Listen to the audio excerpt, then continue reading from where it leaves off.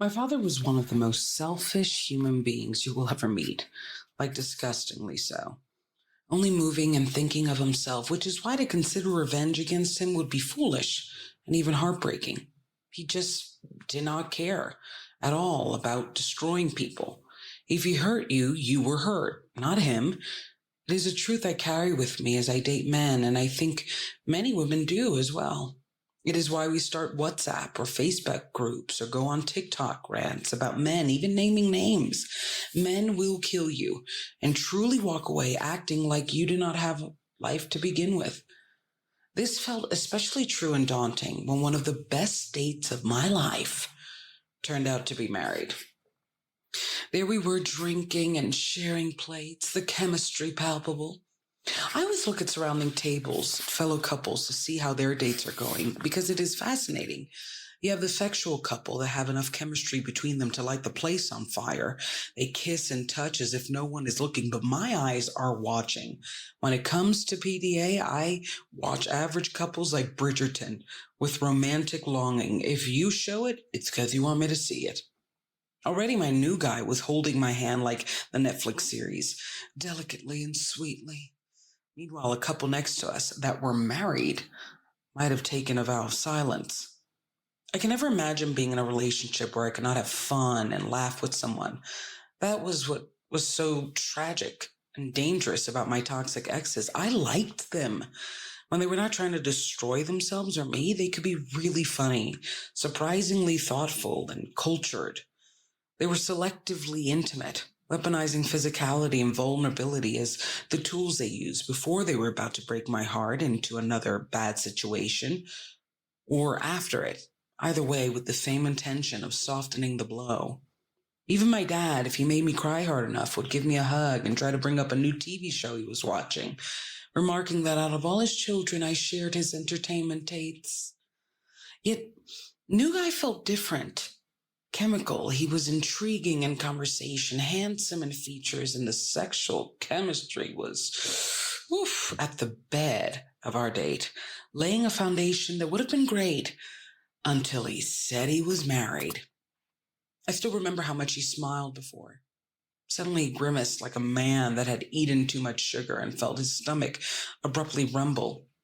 It was as if he became Icarus before my son and just crashed like a Greek tragedy before me. Something wrong? I asked. Nothing. Uh, I'm gonna go text my wife, he said, looking at me as if I needed to confirm to him that he had one. He looked lost, oddly enough, because he was being honest for the first time, and I felt like trash. Your wife? I said to play it cool, which is so dumb. I hate that when someone is about to rip my heart out, I try to act like I barely feel a pinch. It is something I'm trying to reconcile with, for being someone known as emotionally transparent. For all that everyone says I am expressive, I still go to bed every night feeling and fearing I have not said everything I want to say about everything. Unfortunately, I was still in the height of my people-pleasing era. Thus, back then, I would play demure and dumb for men. Now I'll kill 'em.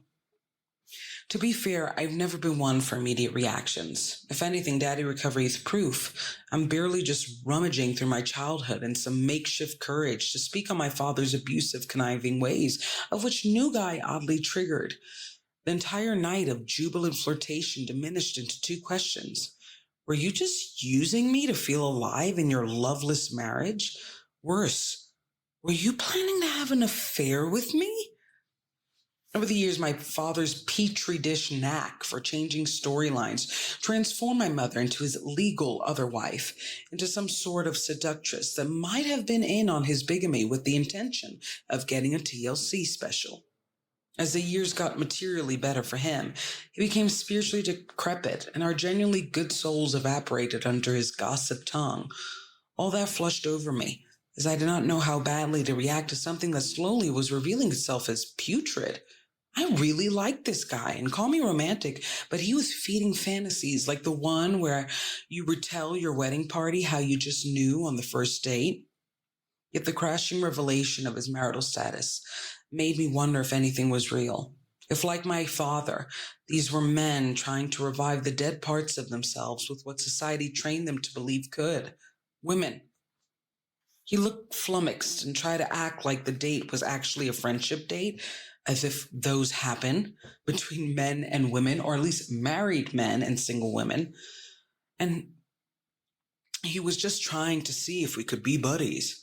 Yet that attempt died quickly, as he realized when he said out loud how stupid he sounded. I wish I could tell you I was dramatic and nasty towards him, but I was actually banal and quiet, trying to manage the rush of discouragement and the inner yells of my depression calling me home to my bed like it was a graveyard. He did not try to explain his intentions, and they did not matter. I was not curious about him anymore.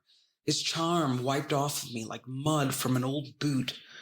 And it was those 7 hours of hope that led me to 7 months of saying F the apps. I'm no longer dating. It may sound ridiculous, but that is how much energy a woman has to gain to date. Men will date so many wonderful women and divide them mentally between those that harden their peen and the ones that soften their heart. For us, there's just too much at stake, like our literal bodies or our reputation, our futures. What is crazy is that technically I am lucky he shat himself in fear and revealed he was married. To date is an act of trust, and that you, the man, will not kill me or break my heart/life. Had he continued, I could have been like my mom, within months looking for our shared apartment and planning our destination wedding, all while his wife started Lamaze classes. Then what? Either I or she finds out, and after we are popping babies, he gets to decide who stays with who and what child he supports. Nah, it's a nightmare. So my mom didn't find out my dad had another family until like 3 years. It was 3 years into the marriage. And it was very hard for her beyond all the information because my father, she explained it was wonderful. Like they were really, really in love. And I do believe her because my father was obsessed with my mother, obsessed, which is why she couldn't understand why he hated me so much. But his obsession, the weird thing about my father's obsession with my mother is that it didn't necessarily transfer into good treatment. It was still very much like, you make me feel good. You make me happy. I don't need to make you happy. You're happy when I'm happy. And this guy, what broke my heart was that I really liked him. Like it was, I think we all hear about the people that just knew that, like the star-crossed lovers, the love at first sight. It felt like that. It felt like this magic cosmic boom. And it was so hard not to feel like, oh my God, this might be the one. We're definitely getting a second date. And it's so strange because we're like 4 or 5 hours into the date, which if you're in a 7-hour date, 8-hour date or something like this means something, right? We had been on the date for quite a few hours and it was just talking and flirting and like touching each other. And it was magnetic. And then all of a sudden he goes, his face, I'll never forget it. He was smiling, like we were smiling the whole time. And then all of a sudden this I'm trying to find the words. His face totally changed.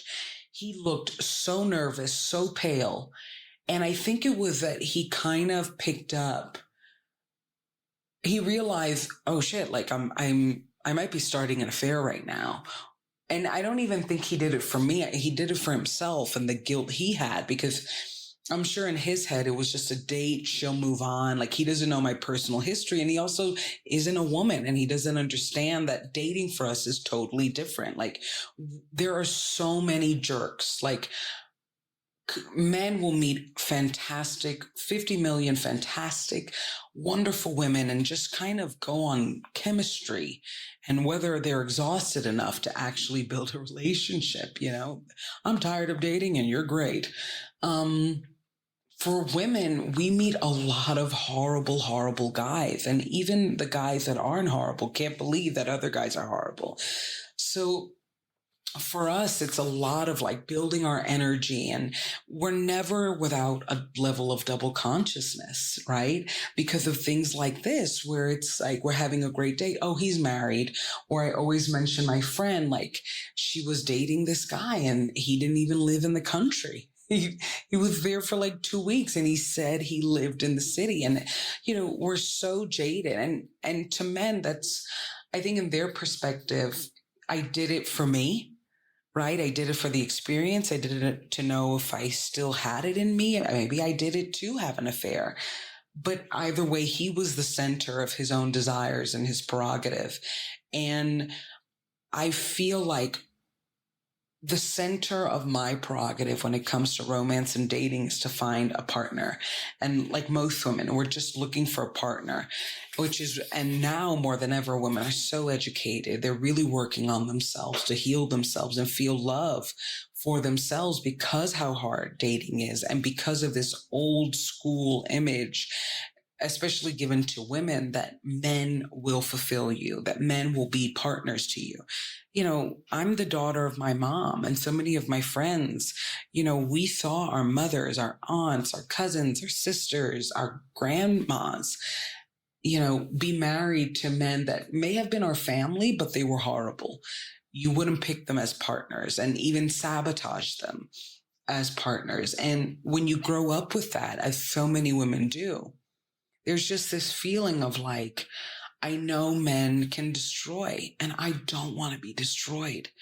I don't. I really, really don't. And that, it was such a close call, and it made me feel really obviously bad for my mom because it's so, I always say, and I feel really bad, I think it's super tragic that we underestimate how good liars are. We kind of act like there's just no way. She didn't see, she didn't understand, the red flags were smacking her. Don't underestimate a good liar. This guy didn't even have pictures of his wife. Maybe he has like 2 Instagram accounts. He never wore his wedding ring because the worst part is I met him at a party and we were talking the night away. We had pure chemistry. And then like a few days later, we were on our date. So this wasn't like a Bumble kind of thing, although I kind of ended the episode with like F the apps. It was really that I'm just done dating. Like I felt what was so tragic for me, like obviously there was a lot of tragic elements, was I met him. I liked him and we went on the date. And I had gone on so many dates on the apps that were absolutely atrocious. Men lie. They said they want a relationship. They don't, and sometimes I wish that the ease and that kind of old school, we met, at work, we met hanging out with friends. Like, it's very hard to meet people nowadays and then figure out love from those meetings. And we all hear the legend of the love at first sight. And this felt like that. And to know that my luck, like literally the only thing that I was lucky was that he felt bad and he fed it. And then he got really flustered. And like the last hour of our date was just us trying to figure out how to exit it. He was trying to like say, oh, maybe I misinterpreted or maybe I miscommunicated. Married men don't try to make friends with single women at parties and then ask them out on a date. So he got screwed with that part and he kind of realized it. And I was just like, I went from the highest high to the lowest low, like within seconds. And the crash of it was really hard because it's just, that those inner dark voices come out and they're like, you're never going to find love. Why do you even try? Go back home. You could have ended up like your mom. And it just, and to this day, he's one of the best dates. We had a fantastic chemistry. If he was lying, he's a fantastic liar. I mean, he was lying, but if he was lying about the chemistry, he was doing great in that too. And I think that breaks my heart too. that one of the best dates I ever had, the closest call to me saying, God, maybe you can know on the first date if they're the one. He was married. I never saw him again, never heard of him from him again. He did not apologize. He kind of just like exited his body almost because the mood was such a drop. I can't even describe it. Like we were peaking and yeah. So these are the things that women face, men, before you go off. No way. Good luck, ladies. Good healing to everyone. And check out daddyrecovery.com. And please check out Deandra on all platforms for my new music, Business Class, out May 23rd. The Legend of Mr. H. Yeah.